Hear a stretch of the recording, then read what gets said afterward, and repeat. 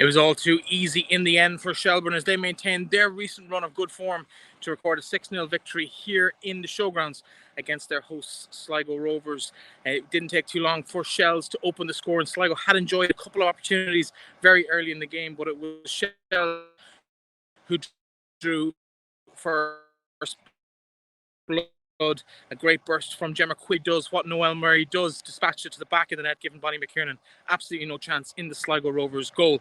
5 minutes later, what was 1 became 2, and it was Christy Gray, the Canadian, coming in at the back post on a through ball from Megan Smith-Lynch that evaded both McKiernan and Gemma Quinn and came to the back post. And under pressure, it was Gray who put the ball home from a very acute angle to put Shells 2-0 to the good. And really, it just continued in that vein throughout the entire game. Gemma Quinn added her first of the game with a lofted effort.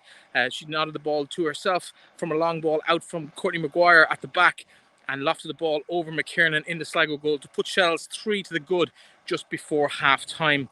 It was ended as a contest through the second half when a combination of goals from a variety of sources, a Bonnie McKiernan own goal, the 5th one, Gemma Quinn sealed it with a late one 10 minutes from time, and Shells never really looked like they were in trouble from here. Megan Smith-Lynch herself got on the score sheet as well with probably a free kick that Sligo are going to be disappointed, long range, and just crept inside the near post.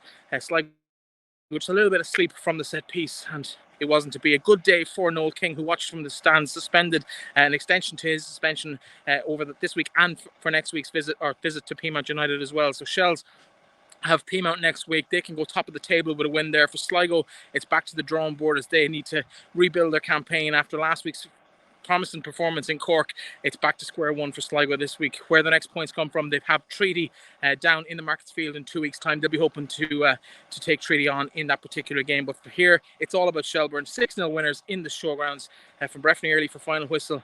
That's it for Shells.